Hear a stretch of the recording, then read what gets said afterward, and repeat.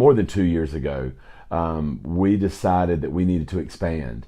And so originally the expansion was going to be on this property. And so we got our plans together, engineers and architects, and they drew up the plans. And we looked at the number, and it was astronomical. And it even grew as we waited. So we were sitting here going, okay, God, what do you want us to do?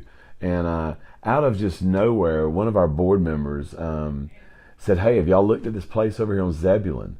And I'm going to tell you, Jacqueline, we went over there and looked at it, and it was like God just took us and turned us around. I mean, a complete 180.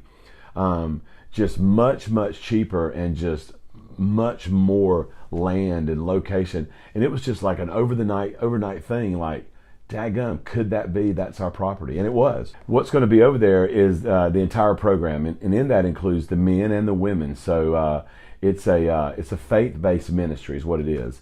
So what we want to do is try to persuade men and women for the cause of Christ. So we'll move the women and the men together, but they'll be separate. So the women, their life recovery, I mean, it could be for homelessness, drug and alcohol, domestic violence.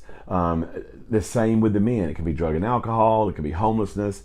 It could be just a number of things. We call it life recovery. So we're going to move everything, and the children with the moms.